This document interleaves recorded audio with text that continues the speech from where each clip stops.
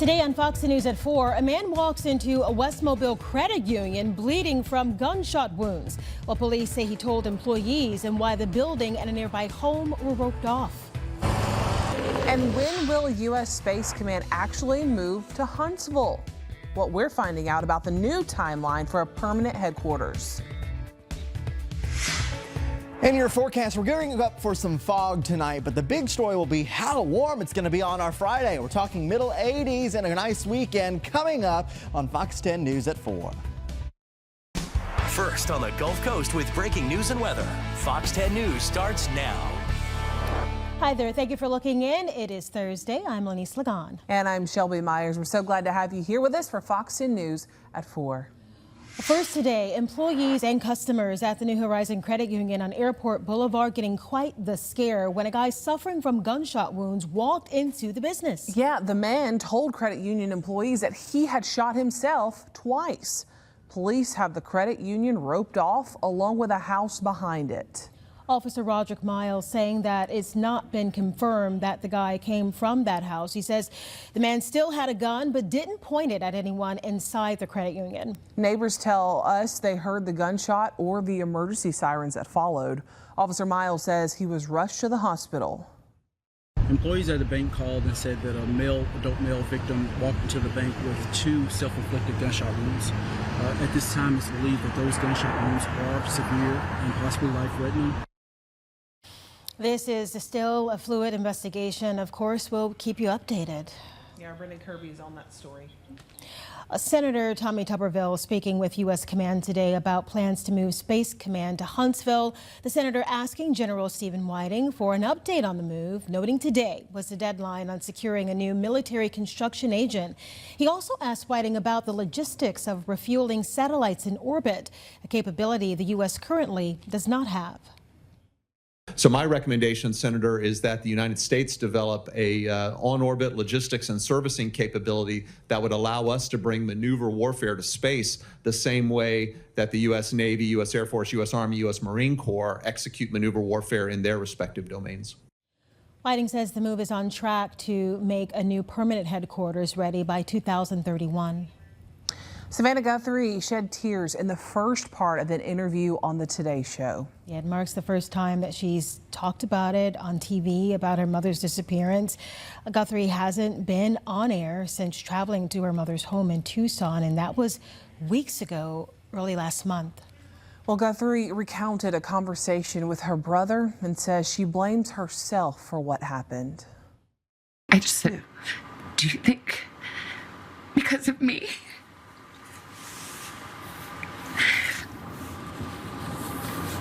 And he said, I'm sorry, sweetie, but yeah, maybe that would make sense, but we don't know. But yeah, that's probably, which is too much to bear. To think that I brought this to her bedside, that it's because of me.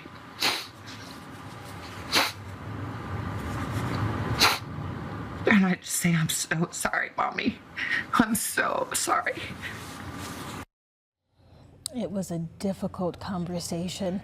Guthrie has not been specific about when she would go back to her hosting duties, but she talked about how much faith she and her family still has and that she knows where her mother is. But again, their family is still looking for those answers. The average price of gas ticked down today for the first time since the war in Iran began. It only dropped by a fraction of a penny, so drivers really won't notice yet. AAA reports regular is averaging $3.98 a gallon. Brent crude oil is back above $100 a barrel after a brief dip yesterday. The Organization for Economic Cooperation and Development is raising its inflation outlook for the U.S. and others. Global stocks are slipping as investors see little sign the conflict is near an end. The U.S. pause on Iranian energy strike targets could expire soon. Troops are maneuvering and Iran disputes U.S. claims of any meaningful peace talks. Well, it is expected to be another busy travel weekend at the airports. Congress is poised to take off for their 2-week spring break tomorrow, and there's no deal to fund the Department of Homeland Security. Karen Caifa is in Washington with a look at what's ahead for travelers and also TSA workers. After some midweek relief, Thursday brought another frustrating day at some of the nation's biggest airports. And passengers are bracing for another tough weekend. It's frustrating, sure, but it doesn't do any good to be angry at anybody or be hateful to anybody because these people are working without pay. Nearly 6 weeks since Department of Homeland Security funding lapsed, TSA workers are approaching another missed paycheck on Friday. Just now worked 4 a.m. to 4:30 p.m. and still not getting paid for it. Fun stuff. Lawmakers still at odds are on the cusp of a 2-week recess scheduled to begin Friday. On Thursday, President Donald Trump again laid shutdown blame on Democrats. They're punishing the American people, including travelers at airports. Senate Democrats on Wednesday rejected a GOP proposal to withhold money for federal immigration enforcement, but without any policy changes. I think cooler heads need to prevail. Meanwhile, TSA said more than 3,000 officers nationwide didn't show up for work on Wednesday. Wait times at Houston's Bush Intercontinental Airport climbed around 4 hours early Thursday. At New York's LaGuardia, the wait time in one general security line was nearly 2 hours. And at Atlanta's Hartsfield-Jackson, ICE agents walked along snaking security lines and checked passenger IDs. TSA agents are among 61,000 DHS employees working without pay, including employees of the Coast Guard, Secret Service, and Federal Emergency Management Agency. In Washington, I'm Karen Caifa.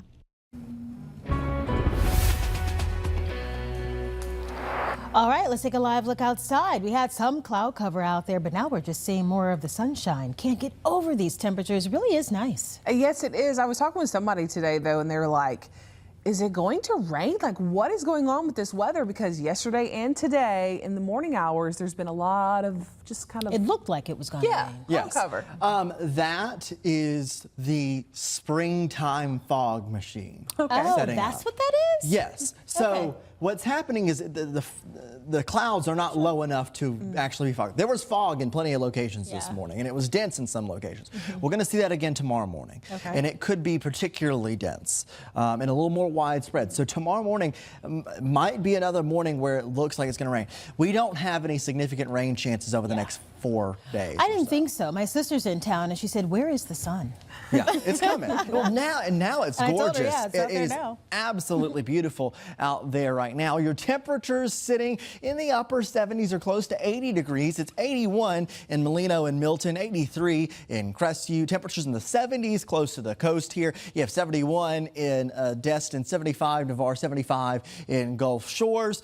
Tomorrow's forecast, and this is another bigger headline point, it is going to be very, very warm tomorrow. We're going to get well into the middle 80s. I would not be surprised if we squeezed out a few upper 80s. This forecast of 86, we're in record territory in Mobile. That's how warm we're talking. Now, at the immediate coast, temperatures likely be in the upper 70s, which is warmer than it was today in our coastal areas. So the day planner also shows, you see that there, morning fog, very likely at 7 a.m., 64 degrees with foggy conditions, very likely. Then as we go into the afternoon, you'll see the sunshine return and those temperatures soar into the 80s. Pensacola tomorrow, you're going to start with fog. In the afternoon, temperatures in the upper 70s most likely. It should be a nice afternoon after this. So here's your fog futurecast, and you see 5 a.m. on Friday, all of that purple. So you're going to notice that tomorrow morning. Matt's going to be tracking it. If there's any significant dense fog that'll cause travel issues, just go ahead and think about that. Should burn off. Overnight tonight is going to be a mild night as well with those temperatures in the 60s. We'll take a look ahead in our forecast to our next rain chance coming up.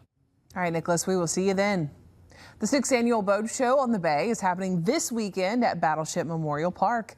Dustin Jackson started the boat show after other indoor shows closed during the pandemic, and he says it's grown every year since. This year's show features around 200 boats, plus electronics, apparel, motors, and anything else you could possibly need to help you get on the water. Jackson says there's something for everyone, and the biggest day of the show will be on Saturday. We have a massive professional cornhole tournament, so if you're interested in just being a part of that or seeing that, come out here Saturday morning. The princesses and the superheroes usually get around here around noon, and then our foam party is going to be at 2 o'clock for the kids. And we're going to let you know what else you can expect at this boat show on the Bay at 5. Today, Fairhope is hosting a rededication of the municipal pier. The ceremony kicking off just moments ago, and that's where we find our Hal Sherrick. All right, Hal, you've got a nice assignment with the beautiful weather. Tell us what's going on out there. Yeah, it absolutely is beautiful weather, nice and cool and breezy right here on the bay. This is Fairhope's working waterfront park. It's essentially made up of about 3 different areas. I'm going to get out of the shot so you can kind of see, as you were talking about, the ceremony is underway.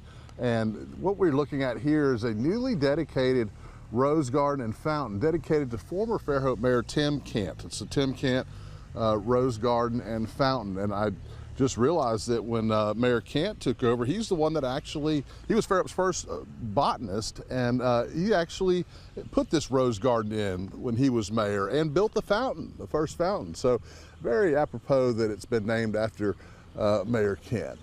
So that's one thing of note. Also, just to kind of go over some of what it took to get this built. Talks happened back in 2020. It was opened back up for discussion. What should happen here? Folks had input, and as time went, it got to be the working waterfront project, which we now know, and there's been a lot done with this. $10 million worth of Restore Act funding to completely redo this park. It's a thing of beauty. If you haven't been down here to see it, you definitely need to. I'll show you some highlights of it coming up at 5 o'clock, so you want to stay tuned for that. But right now, we've got quite a crowd on a beautiful afternoon to dedicate this new park. Reporting live in Fairhope, Hal Sherrick, Fox 10 News. All right, Hal, pretty cool there. I did not know that about former mayor, that he was a botanist. Pretty neat. Well, let's stay in Baldwin County. Gulf Shores continues to make strides towards a safer and more pedestrian-friendly city by expanding the sidewalks along West Beach Boulevard. The funding coming through a Transportation Alternative Program, or a TAB grant. That's where the state picks up 80% of the TAB. Gulf Shores has spent a lot of time on the roads and sidewalks along the beachfront over the last decade. Past tragedies involving pedestrians and cyclists and a growing tourist population prompting the revamp now known as the Waterfront Walking District. The project is in the designing phase currently. It could start as soon as later this year. Because the sidewalk will be along a state road, grant money is being used to fund it. The approval process, that could take some months. Best case would be this winter getting it done. I don't think this is something we would try to tackle during spring break or the summer season. So if we can't get that underway this winter, then we'd probably wait until after Labor Day of 27 before starting. It would be a welcome sight for people who stay along West Beach Boulevard because of the foot traffic being so heavy there, and they'd have access to the beach points. An update on the traffic conditions we're looking outside right now from Eastern Shore to Camera Network. This is at the Hampton Inn and Daphne looking towards the Bayway, and we are not seeing any major issues right now in our traffic update. You can see here eastbound, westbound, no major issues, 8 minutes, 10 minutes for those drive times. That's pretty close to regular. There are just some small minor slowdown spots. Minor slowdown getting into the Wallace Tunnel if you're heading eastbound, and some very, very small slowdowns here on Government Street getting into the Bankhead Tunnel. But this is all the usual stuff that we see. I'm not seeing any major other incidents. We'll hop over to Pensacola and check the situation there. It looks like we are having just a little bit of a slowdown if you go from 110 Interstate 10. There is some road construction happening here. That's been a spot that's been there forever, though. That's always happening. So just keep that in mind if you're traveling westbound Interstate 10 crossing by Pensacola. Otherwise, I have no major issues to report at this time. Oh, let's keep it that way, Nick. Thank you. Ahead on Fox News at 4, is your summer reading list ready? If you're looking for some new titles, there's a spot in Fairhope that can help, and we have the information coming up in a live studio interview. Then, as students are getting ready for their future, there's one group working to make sure they have all the tools they need to succeed. We'll take you to that story when we come back. First, go live outside, getting a look at Orange Beach. Got some moderate traffic out there along the beach for sure. It is spring break time and people are having a blast. Thank you for watching Fox News at 4. Stay close. Welcome back. Thank you for staying with Fox News at 4. Summer is around the corner. It's going to be here so fast. And that's the perfect time to revamp your summer reading list. A good place to start would be Page & Palette, family-owned bookstore in the heart of downtown Fairhope. We have Anderson McKean in the studio to talk about some of the books you might want to consider. Now, we have a lot of people in town for spring break right now. We also have a lot of people new to the area. I do want to briefly talk about Page & Palette. Sure. It's been there for a long time, such a neat spot. It is a fourth-generation bookstore, and it's been so fortunate to be a part of it. And it really is kind of the heart of the downtown community, and we love seeing people that really come from all over the Gulf Coast to come and shop with us, which is so much fun for us. And you bring authors in periodically as well. We absolutely do. We bring authors in from, everything from local authors to blockbuster authors, and we even have one of the authors for the books that I'm talking about today is going to be here in April. Okay, well, that's a great segue. So let's dive into it. Which author was that and which book? So The Beheading Game by Rebecca Lehman, and she is a debut author, and this book is one that I recommend to people who, and it just came out this week, for people who like historical fiction but want something a little bit different. And Anne Boleyn wakes up after she is beheaded, but she is not dead yet, and she decides she needs to go and get revenge on Henry VIII. Of course, because that's what we do. That is exactly what we do. It is so much fun. It is such a propulsive read. It has Tudor history, Arthurian legend, and a good dose of vengeance. Wow, I do like historical fiction. I just got finished reading one of those books, so I will be checking that one out. Next on the list, The Night We Met. The Night We Met by Abby Jimenez, and I like to recommend her for people who want like a little bit of like a character-driven romance, but with some substance. So it's a rom-com, but it's got some heavier topics in it, so it makes it so where you're not being talked down to. And so it's something that a lot of like a contemporary read, and this is one where it kind of tackles how those decisions can impact your life and might even send you into the arms of someone that you least expect. That you least expect? Okay, that sounds a little spicy. Now, next we have City Spies. Oh, that looks fun. So I am always asked by parents, how can I put a book in my middle graders' hands that gets them off of the electronics? And especially with spring break and summer reads coming up, the City Spies series is the one that I love to give to those kids, even if they're reluctant readers, because it deals with gadgets and action. It's a bunch of kids that are tapped by British intelligence to travel the world on spy missions. It does not get any more fun than that. I knew it was fun just by the cover. So you said middle school students. That perked my ear. I have a 13-year-old. That would be a good read? It would be a great read for both boys and girls. Okay, awesome.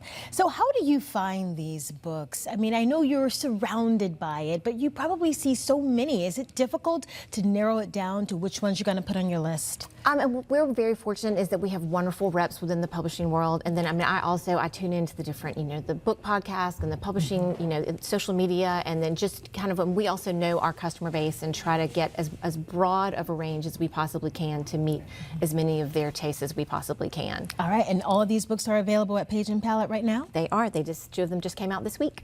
Okay, we are out of time, but is there anything else you want to add?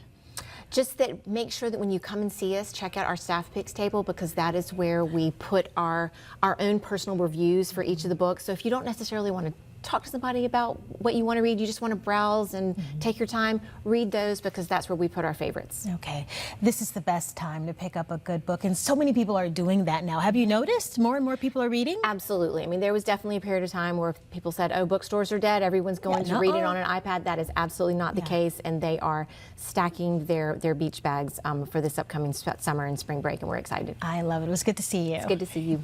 We'll have this information posted for you on foxntv.com. Look for it shortly after this newscast right there on the website. Thank you.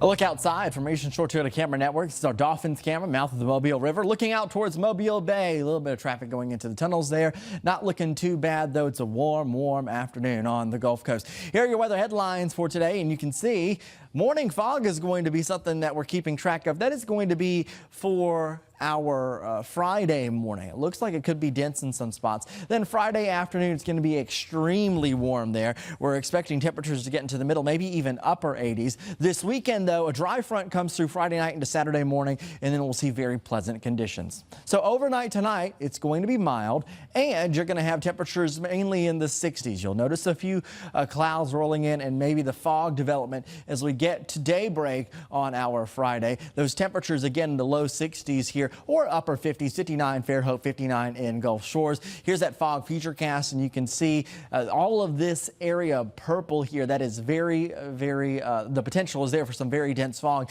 in these purple areas, and that fog will eventually dissipate by around 10 a.m. We should be good to go. So the morning forecast, patchy dense fog is likely. Some very mild temperatures here in the 60s. That cloud icon showing, yeah, we're going to be dealing with some fog. And here's the deal for the afternoon. You can see a mix of sun and clouds, very, very warm. 82 degrees at 2 p.m., 83 degrees at 4 p.m. I bet you some numbers will be higher depending on your location. If you're away from the coast, you will definitely soar into the middle 80s. That boating forecast as well. Winds northwest turning southwest around 5 knots. Seas at 1 foot or less. Bays are at a light chop. Really nice conditions to be outside. So let's talk beach. Morning forecast looks foggy down at the beach. The beach will be kind of the focus location for the fog, and it may linger for a few hours, or at least low cloud cover may linger for a few hours. But then in the afternoon, it is plenty of sunshine and temperatures there in the upper 70s down at the beach, which is warmer than it was today.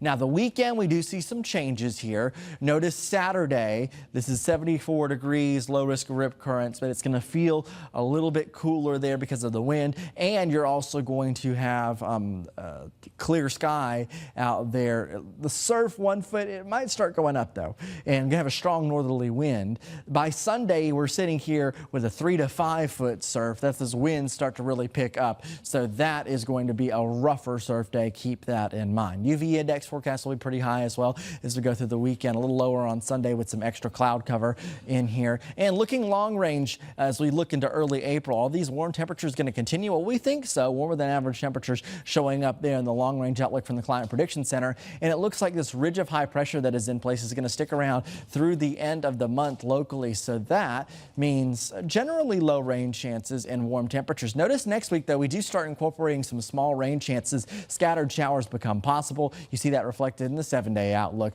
KG cook-off this weekend. Plenty of other events going on. Dry, but then moisture returns for next week. All right, Nicholas, thank you. A youth summit in Mobile helping students in our area learn valuable skills as they get ready to enter the workplace. It also gave them an opportunity to speak directly with city leaders. Fox News reporter Stephen Moody has more on what they had to say.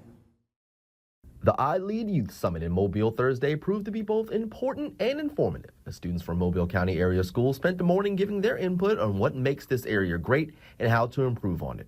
And it started with a panel with those chosen to lead them into the future. Hearing directly from the students, you can't replace that. And, you know, so much of what we were doing today was encouraging them to be heard. You know, Mobile's future truly depends upon activating these young people, getting them into the jobs and the career paths that they want so Mobile can continue to grow.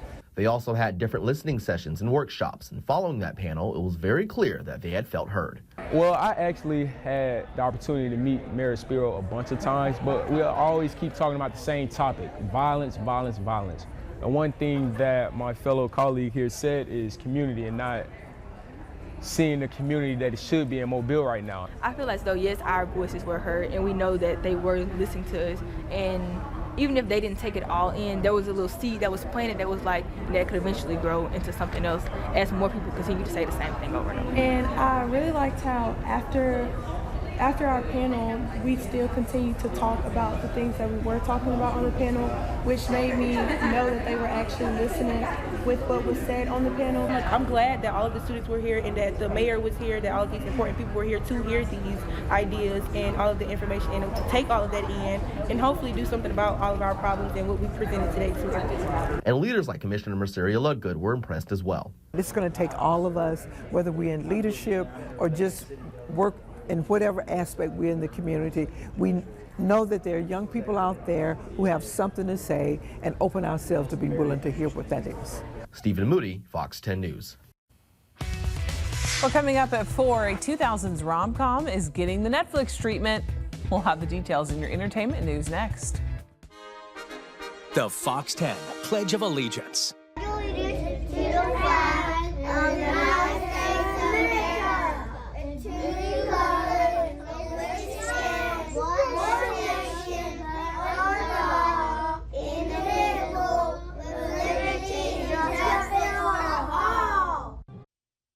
Muggles around the world are rejoicing. Yeah, that's right. A 2-minute trailer for the new Harry Potter series dropped, and it was so good. I can say that because I saw it and then I watched it again. HBO Max is rebooting the story of the orphan wizard with a star-studded cast. Yeah, John Lithgow is Hogwarts headmaster Dumbledore. Janet McTeer stars as Professor Minerva McGonagall, and Nick Frost is Rubeus Hagrid. You know, I didn't watch Harry Potter movies. I know. So I probably just butchered all those names. It's okay. You got Hagrid and Dumbledore. We're rolling with you. Arabella Stanton is coming back as Hermione. Alistair Stout is checking in as Ron Weasley. And then Dominic McLaughlin is coming in as Harry Potter. The 8-episode series is set to come out Christmas Day. I was a little wondering where they were going to go with this, but it really seems to set the story up about before he got to, the wizarding school. And you just see like how it was difficult for him being with his uncle and how they were just not nice. Yeah, so I know a little bit about it, obviously. I think I saw the first one. I think I did. One of them. I know I've watched one of them. Yeah. But I did not watch all of them. So I know the gist and how... They're good movies. He didn't have a good home life. No, he didn't. And then it only gets worse, and then it gets worse, and then it gets a little bit okay, then it gets worse again. Then it's like, okay, Harry, you got it. You got this. Yeah. He turns into a crime-fighting, wizard-fighting, whatever. It was good. Wizard. We watched it all over COVID. I need to do that. One rainy day, I just need to sit and watch all of them. Ooh, that's some time. Another reboot has been announced, and this one has people excited. Yeah, Jennifer Garner's 13 going on 30, getting a remake for Netflix, according to The Hollywood Reporter. The movie came out in 2004 and earned $96 million at the global box office. Did you see that one? Of course. Of course. I had a 30th, saw that one. I had a 30th birthday, and this was the theme, 13 going on 30. I found that dress that Jennifer Garner wore. Did you? And yeah, dressed up, and my family threw me a party. It was fun. I feel like I was here during that time. Did you not probably talk saw about pictures, it? Yeah. Okay, all right. Gardner, who starred in the movie, will serve as the executive producer for this. The original one centered on Jenna Rank, who gets embarrassed at a party, makes a wish that takes her back into her 30-year-old self. Yeah, Emily Bader and Logan Lerman are set to star. No word on a release date yet. I loved the original movie, very nostalgic for me because when this movie came out, I was 13. So that's like the... Oh, so it really resonated. Yes. Okay. So that's kind of the cool part about it. I believe I was 13, somewhere around there. Okay. But all these reboots, I don't know, like... Well, the one that they just did with Lindsay Lohan, I liked that one, where they switch places. With Freaky Friday? Yes. Okay. So I saw the original one, I saw the remake, and I liked it. The one that they just came out with, I think it was about a year ago. It was good. So maybe this one will be too. I hope so. They just got to bring it. If you're going to remake a classic, bring it. Bring it. All right, the K-pop Demon Hunters rivalry is coming to McDonald's. Stop. The fast food giant announcing a partnership with Netflix to offer 2 K-pop Demon Hunter inspired meals. Check it out. Going to have animated movie 2 main rivals, the girl group Hunter X and then the boy band, the Sasha Boys. McDonald's says each meal includes a collectible card pack featuring a photo card of either Hunter X or the Sasha Boys, as well as Derpy the Tiger access card to unlock exclusive content on the McDonald's app. But if you're not a K-pop Demon Hunters fan, the meals may still be for you. The company says the new offerings will bring flavors from McDonald's restaurants in South Korea. Okay, so they gave you some examples. The Derpy McFlurry, which is a blend of the vanilla soft serve with berry popping pearls. And a wild berry sauce. Then you have the pop star inspired meals available at McDonald's starting at the very last day of this month, March 31st. That's cool that the food's going to be like South Korean food, McDonald's. Yeah. Next up, we're going to dive into the big breaking stories we're working on for your most local news at 5. And then this. A no spend challenge basically means you're going to spend only on essentials for that entire month and you're not going to buy any extras. Ooh, no spend challenges are all over social media, but do they really keep you on track? We've got answers from a financial expert when Fox 10 News at 4 returns.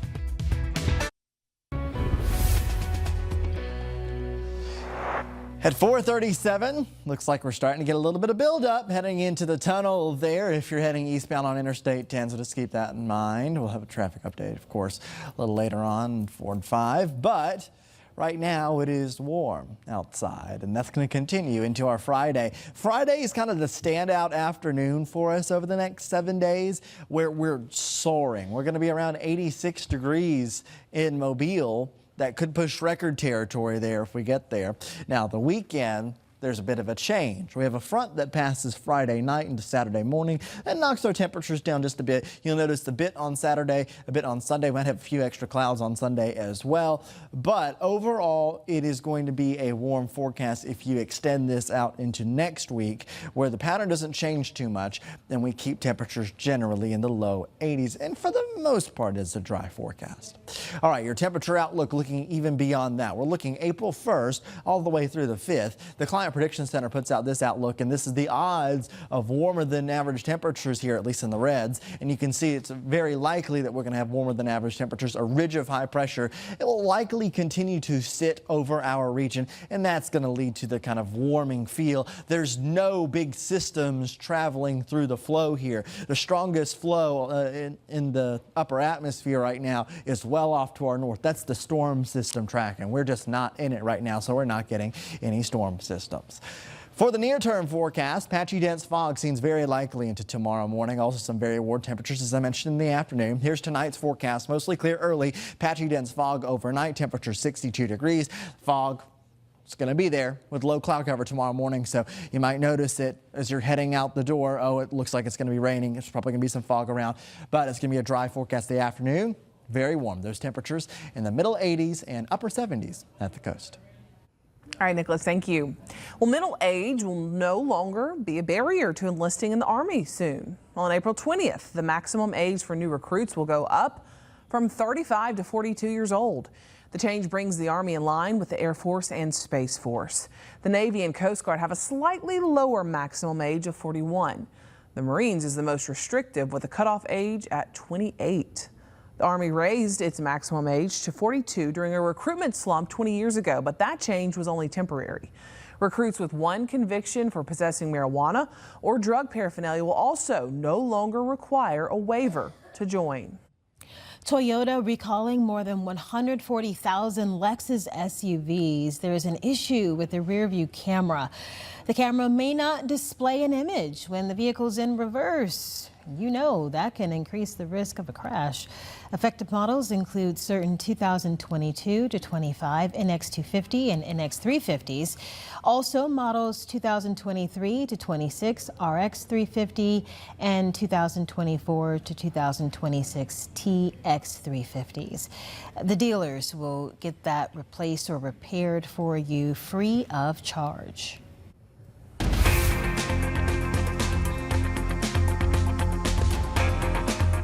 I feel like we hear about this a lot of times in January, the start of a new year. You've got that no spend challenge. Well, they're everywhere and more common in other months too. Do they actually work? In today's Watching Your Wallet, consumer investigator Rachel DePompa finds ways to make a month of no extra spending successful for you. No spend challenges are really popular because it's a way to get your spending on track and kick off some savings. Kim Palmer from NerdWallet says they found 1 in 4 Americans have tried a no spend challenge, and 1 in 3 who tried it this past January failed. Palmer says that speaks to how popular it is, but also how hard it is to stay on track. A no spend challenge basically means you're going to spend only on essentials for that entire month and you're not going to buy any extras. So that means skipping things like the clothes you might want or an extra toy for your kids and really just sticking with essentials. And the goal is to reset your spending and to realize maybe I don't need to be spending so much on these extras, and then we can start saving more. You can start a no spend challenge any month, and if you want to try it, Palmer says there are a few things you need to keep in mind. First, try to get some friends on board too, because it can be really helpful if you can share the challenge with other people, maybe even share about it on social media, and that just generates some extra motivation to stay on track. We also found in the data, because such a significant portion of people do fail at the challenge, that you want to make sure you're ready to forgive yourself. Don't feel bad if you trip up or make an extra purchase. You can always get back on track. And Palmer says sometimes it can help if you narrow down your no spend challenge, meaning pick one category like online shopping and steer clear of that for just a month. The goal is to have some extra money at the end of the month that you can either save or use to help pay off debt. Put this watch in your wallet. I'm Rachel DePompa. Well, health leaders are closely watching a new COVID variant after a rise in cases. According to the CDC, the variant known as cicada has been detected in at least 23 countries. While it doesn't account for a significant amount of cases here in the U.S., it has been found in wastewater in more than 24 states. Experts say it's too early to know if it's going to spread more widely or how well vaccines will hold up, but they're watching for a possible summer surge. A new study suggests having a positive attitude about aging keeps people healthier. It followed more than 11,000 seniors for more than a decade, testing them for things like memory, math, skills, and their walking speed. Yeah, the results show participants with a positive outlook improved in a number of areas compared to those who were more monitored. The research is out this month in the journal Geriatrics. As you're saying, you're only as old as you feel? Yeah. There you go. And you know all those lovely ladies and gentlemen we interview when they're turning 103, 104 years old. They're so nice. Right. They give the best advice, too. Stay positive. A 911 caller confuses puffing or plumes of pollen, oh boy, for a brush fire. And then an airport sports the world's longest line of cheesesteaks. There's a twist. We'll have that in today's Take a Look at This.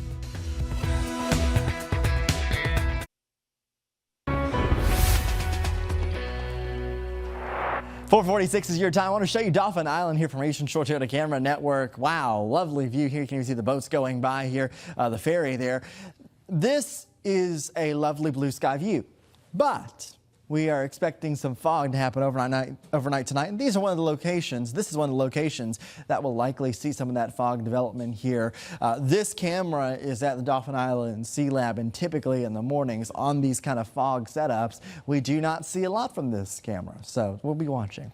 Temperatures here are going to be in the low 70s and upper 60s. We're heading to our evening time. If you are out and about tomorrow morning at daybreak, you're going to notice temperatures right around 60 degrees here with the fog development. There are at least some low clouds. 63 in Leakesville, 62 Loosedale, 64 in Pascagoula. That's your morning low tomorrow morning. You can see here Evergreen at 59 degrees, Castleberry 59, Bruton at 59, 61 in Grove Hill, and in Northwest Florida. You know, Pensacola at 62 degrees, Fort Walton Beach at 62, 61 in Niceville, 63 in Destin. There's that fog developing overnight, where you see that purple dense fog is possible. So it seems to be pretty widespread here. Temperatures start in the 60s. By 10 a.m. we'll be in the 70s and we'll start clearing. And we'll see the sunshine by the afternoon. Weather headlines for us again, that dense fog, but also a very warm afternoon ahead. On Friday afternoon, you're going to see temperatures here decently into the middle 80s. Some folks almost hitting the upper 80s here away from the coast. Temperatures in the 70s at the immediate coast, 79 in Fairhope. Forecast for Mississippi counties, immediate coast around 77 to 80 degrees, and you're going to see middle 80s in our inland spots there. Also, this is probably going to be the warmest one here. You see all of those 85s and 86s. So get ready to sweat tomorrow afternoon if you have to be outside for any period. Here's Northwest Florida again. Temperatures in the 70s and 80s. Well, responders and neighbors were no doubt relieved when a 911 call about a possible grass fire turned out to be a false alarm. What looked like smoke was actually pollen drifting through the air. This sounds like a story from Alabama, right? We've got the pollen everywhere. No fire was found, good news. No damage was reported either. Jeremy Roth has today's Take a Look at this. A 911 call about a possible grass fire turned out to be a false alarm when firefighters discovered the reported smoke was in fact just prodigious plumes of pollen. A homeowner reported smoke in some trees in Green Valley State Park, raising the alarm with the Creston Fire Department, which responded alongside the Iowa Department of Natural Resources. Officials quickly confirmed no controlled burns were taking place in the park, and after observing cedar trees sporadically releasing clouds of pollen that looked a lot like smoke, they put two and two together, deeming the scene to be of no threat. That is, unless locals in the area hadn't taken their allergy meds. And while those responders were all in, officials in Texas are throwing in the towel on a uniquely named town with a stolen sign problem. KLTV reports the Department of Transportation has decided to stop putting up road signs in the tiny town of Bug Tussle after some 70 signs bearing the quirky town's name were stolen over the years. It's an odd problem to have, but it seems locals saw the writing on the wall. People keep stealing them. People just like the name Bug Tussle. Nevertheless, signs or no, life goes on for the residents of this bustling Bug Tussling burg, all 15 of them. Finally, a bustling concourse in the Philadelphia airport was the surreal scene of a new world record for the longest line of cheesesteaks. The airport reports over 900 pounds of chopped beef and some 200 pounds of cheese were slathered on rolls by participants over a couple of hours as a judge from Guinness World Records observed and verified that the cheesy chain, some 1,291 sandwiches strong, clinched the new title. If only all long lines at the airport were this much fun. Too soon? Sorry. For Take a Look at This, I'm Jeremy Roth. Yeah, probably a little too soon, but I get it. I like the humor. Thank you, Jeremy. This weekend, Saturday, the gates are opening for this year's annual Downtown Cajun Cook-Off right there in Cathedral Square. Fox 10 is a proud sponsor. We're going to be there, 20 other tents, cooking up those favorite spicy, savory dishes. The event is Saturday from 10 until 2. Come on by, say hello. A lot of members from your Fox 10 family are going to be out there, and we want you to try some great food. If you did not get tickets online, they will be available at the gate. That'll be $20. If you get them ahead of time, they're a little cheaper. Proceeds, by the way, benefit the Child Advocacy Center. Also, don't forget the Braves opening day is tomorrow, and the team will look to get their first win of the season against the Kansas City Royals. You can watch it on MeTV. You can see the specific channel depending on your provider. It's listed there on the screen. It begins tomorrow at 6 p.m. Baseball is back, and we'll be right back on Fox News at 4 after this. High-tech version of man's best friend is being deployed to provide security at Madame Tussauds Museum in Vegas. Oh, we've seen a lot of this robot dog lately. Well, different ones. Fox's Kim Passeth has more. Think of it this way, a security camera that moves, and it's collecting evidence, and it has your face, it has a timestamp, it knows where you were, and that evidence can be saved and used in a court of law. Its name is Drone Dog. People are warm and friendly to a dog. You can come up and you can pet it, able to walk, run, bark. If you were, it has full visual cameras. It has thermal cameras, so it can see in the dark. If someone is where they're not supposed to be, the dog can broadcast out live and say, you're in an unauthorized area. We are recording you, and we will contact the police. It can be operated by a human on site through a video game controller or remotely. We have a large robotic security operations center back in Pennsylvania that operates all of our robots around the world. You go to an NFL football game on Sunday at Mercedes-Benz Stadium in Atlanta, it's patrolling that stadium on game day, but also throughout the week when the people are there and then when the people aren't there. The RoboDog is trained to protect valuable items. A single wax museum figure at Madame Tussauds can cost hundreds of thousands of dollars. The Drone Dog is deployed to protect those areas both when someone is there, but also in the middle of the night when someone is not. The speed with which it moves is impressive. I think people think of it as being frightening, but in person it's not frightening at all. The dog doesn't bite, but when it is standing guard, you will certainly know you're being watched. You're going to see more and more robots, whether it is ground robots, aerial robots. We even have plans in the future for aquatic robots. Kim Passoff, Fox 5 News, local, Las Vegas. Our Shelby Myers in the studio now. All right, Shelby, we've seen already this week the conditions out there, they could create the perfect storm for a fire to get out of control. Yeah, absolutely, Lenise and Cameron. And so to prevent any more fires, starting tomorrow, burn permits will only be issued to certain people. And then on Saturday, nobody is going to be allowed to burn as foresters are looking at issuing a red flag warning. What started as a major brush fire at Gulf State Park on Tuesday is flaring up again Thursday, and it's not alone. According to the Alabama Forestry Commission, in just the last week, 147 wildfires have burned more than 5,600 acres across Alabama. Crews are back on scene of the fire in Gulf Shores, and State Park Road 135 is closed. State and local forestry leaders say it's a prime example of why they're restricting burn permits this weekend. We're looking at another smaller dry cold front coming through that's going to push lower humidity levels, higher wind speeds. And with the lower humidity levels, we're looking in the 20% during the day, and then nighttime we're looking around 60 to 70%. And when we're seeing 60 to 70% at night, we're not seeing dew on the ground, and we're not seeing those fires extinguished at night. Baldwin County Forester Andy Ryer says because of a current drought, Friday, burn permits will only be issued to certified prescribed burn managers. Saturday, no burn permits will be issued, and a red flag warning may be in place, meaning if you burn, you could face a misdemeanor charge. We ask that they just hold off until we get some better weather in. We'll reevaluate after this weekend. Ryer says permits could start back up on Sunday. March is generally our very busy time of the year. Last year, I believe it was March 4th in the entire state, we had 185 wildfires called in one day. So March is usually when we see our low humidity, high winds, and it's also the time everybody is conducting prescribed burns. And the state Alabama Forestry Commission says if you have questions about burn permits, contact your local forestry office before you burn. Violations during a red flag warning again could result in a misdemeanor charge if you burn. In the studio, Shelby Myers, Fox 10 News.